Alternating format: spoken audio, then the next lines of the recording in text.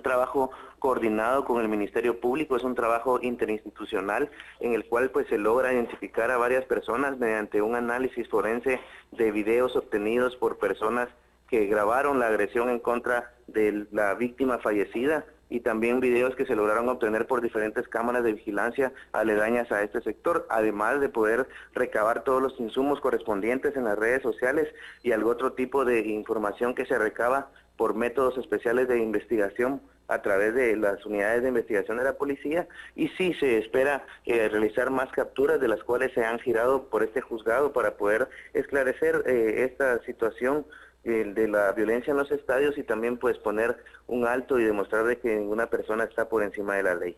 Muchas gracias, Pablo Castillo, vocero de la Policía Nacional Civil. Vamos a seguir, muy amable por tu comunicación, hablando sobre este tema, por supuesto que genera muchas reacciones en el país, derredor de la muerte de este joven que habría cumplido hace algunos días atrás, 18 años, Kevin Díaz, y por supuesto en las vísperas de un partido importante, final entonces deportiva a puertas cerradas, de acuerdo a las últimas disposiciones. Pero María René, hablemos de otro tema que también seguramente generará reacciones, no solamente en el país, sobre todo de organismos que velan por los derechos humanos a nivel internacional. ¿Nos contás, por favor?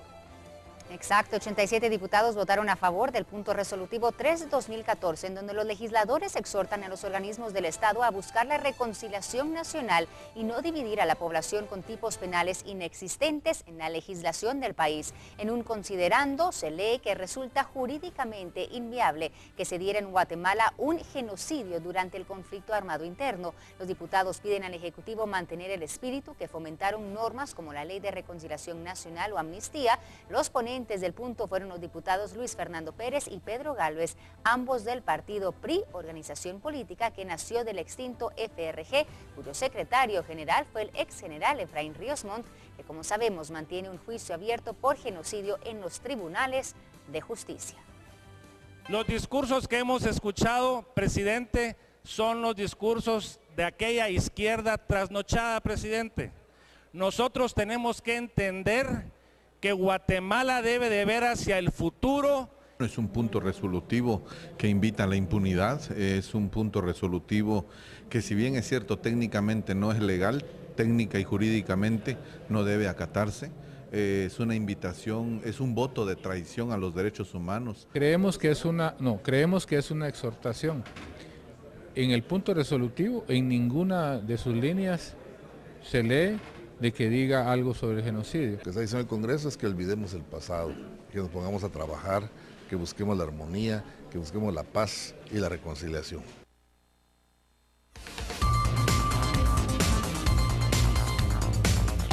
Bueno, ¿qué piensa usted al respecto del tema? Seguramente se generará mucha polémica alrededor de este punto resolutivo aprobado en el Congreso de la República. Reacciones, insisto, no solamente a lo interno del país, sino a nivel internacional. Saludo esta mañana a Juan Francisco Soto, director del Centro para la Acción Legal de Derechos Humanos, CALDH. Buenos días, Juan Francisco, gracias por recibir nuestra llamada telefónica. Genocidio es negado por los legisladores en el Congreso de la República. Reacciones diversas. ¿Cómo calificamos esto? Lo escuchamos, buen día. ¿Qué tal? Muy buenos días. Bueno, en principio a nosotros nos sorprende que el Congreso de la República haya sacado este tipo de resolución. Obviamente es una clara interferencia en el Poder Judicial. El tema de genocidio es un tema, uno, que ya fue juzgado, y dos, a raíz de la resolución de la Corte de Constitucionalidad, que está siendo juzgado. Obviamente esta resolución del Congreso es lamentable, el hecho de que el Congreso saque este tipo de puntos resolutivos, uno interfiriendo en el Poder Judicial. No se respeta las decisiones de los tribunales. Y el tema de la reconciliación, para nosotros que se está manipulando, la reconciliación pasa por un proceso de justicia, de justicia transicional en el país. Se llama prácticamente el Congreso lo que está haciendo, aunque no es una ley lo que sacaron, pero prácticamente es la puerta a decretar una amnistía, lo cual contraviene todo el ordenamiento internacional en materia de derechos humanos alrededor del tema. Eso es importante lo que acaba de decir Juan Francisco, dejar claro este punto resolutivo del Congreso de la República, que hemos dicho fue aprobado por la mayoría de los diputados del Partido Patriota, del Partido Líder, del Partido Todos. ¿Tiene algún peso jurídico o no? No, realmente no es una ley lo que se aprobó. Sin embargo, sí es una posición, como le digo, lamentable del Congreso. El Congreso, a nosotros nos parece muy bien que el Congreso llame a la reconciliación, pero a un verdadero proceso de reconciliación, donde las víctimas tengan derecho a la justicia. Aquí lo que ha sucedido es que se está diciendo, se pinta prácticamente que es un tema, el conflicto donde estuvo involucrado tanto la guerrilla como el ejército, totalmente de acuerdo, pero se olvida por completo que en este conflicto hubo víctimas que no pertenecían a ningún bando y que fueron quienes más salieron lastimadas, ¿no? Muchísimas gracias, Juan Francisco Soto, director del Centro para la Acción Legal de Derechos Humanos Caldeache. Muy amable por recibir nuestra llamada telefónica. Seguiremos hablando, generando repercusiones, por supuesto, distintos actores involucrados de una u otra manera en un tema tan importante para la realidad histórica de este país como el que ayer se trataba en el Congreso de la República. Pero hablamos de otros temas, traspaso de mando, de mujer a mujer, ¿verdad? Ahí tratando de dirimir diferencias y tratando de limpiar la mesa para iniciar un nuevo proceso. María René. Esta semana es importante para el Ministerio Público. La fiscal general Claudia Paz y Paz sostuvo una reunión con la fiscal general electa Thelma Aldana. Conversaron por 1 hora sobre los casos que atiende esta institución. Además, se dio a conocer que desde ya a 2 de los nuevos miembros que integrarán el equipo de trabajo de Aldana serán presentados. Así lo fue. Veamos entonces. La fiscal general electa anunció el nombramiento de 2 personas que serán parte de su equipo de trabajo. Rothman Pérez asumirá el cargo de secretario de Política Criminal en sustitución de Alejandro Rodríguez. Y Aquiles Linares fungirá como secretario de Asuntos Internacionales, lugar que ocupaba Gabriela Mundo. Por otra parte, mencionó que no sustituirá el actual modelo de gestión penal y en su lugar analizará las debilidades que presenta. Sí, voy a revisar en conjunto con los señores fiscales para establecer en qué fase hay alguna situación que no permite que los fiscales lleguen empoderados ante los tribunales, que litiguen de mejor manera ante los jueces del país. Claudia Paz y Paz mencionó que en los próximos días, que comprende el periodo de transición entre una administración y otra, Aldana conocerá el plan estratégico que se diseñó de 2011 a 2014. Está todo el tema de la ejecución presupuestaria, están los programas y los proyectos que tenemos con cooperación internacional, están también los programas y proyectos que tenemos a lo interno de la institución. Entonces estos días trabajaremos intensamente para compartir el contenido de estos programas. Aún se encuentra pendiente que Aldana nombre a 6 personas más quienes ocuparán el círculo más cercano a ella y le acompañarán en sus labores frente a la institución.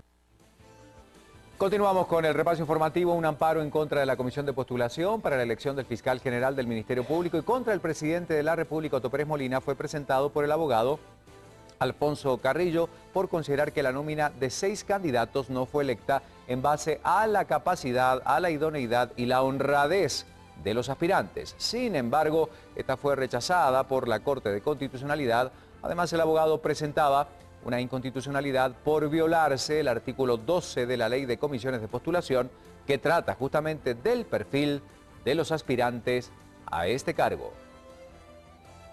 El amparo pues tenía el defecto de no haber cumplido el presupuesto procesal de la definitividad y con esa base en este auto rechazó liminarmente la acción planteada. La Corte conozca y emita pronunciamiento en cuanto a si suspende o no provisionalmente la norma impugnada, es el artículo 12 de la Ley de Comisiones de Postulación.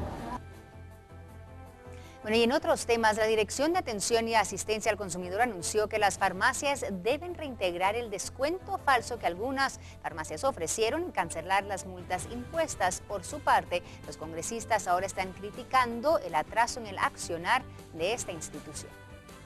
Que quiten la publicidad engañosa, reintegren a sus clientes el sobreprecio y cancelen las multas. Esas fueron las palabras de la directora de la DIACO en la citación con los diputados.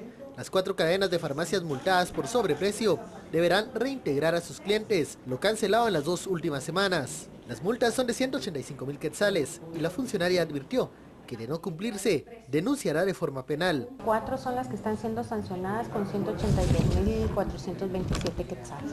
A través de chequeo, pues con nuestro equipo verificador de que ya nadie tenga esta publicidad instalada y de tenerlo, pues va a haber una denuncia penal. Los diputados señalaron a los laboratorios de favorecer algunas droguerías y fomentar el oligopolio. Hemos identificado que están los laboratorios que importan los medicamentos, que tienen las licencias y que se las dan a las droguerías. Aquí estos laboratorios lo que están generando es un mercado de exclusividad. Entre los reclamos de los parlamentarios se encuentra la inacción de la DIACO en los pasados años.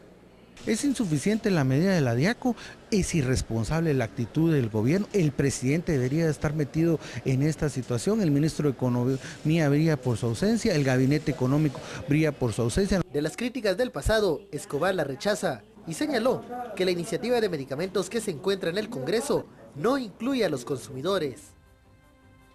Y el ministro de Salud y empresarios de la Cámara de la Industria rechazaron que la ley de control de medicamentos pueda ayudar a reducir el precio de las medicinas. Ambas entidades consideraron que esta iniciativa, muy similar a una presentada en El Salvador, no es necesariamente aplicable al país, por lo que de implementarse debe ser analizada y modificada.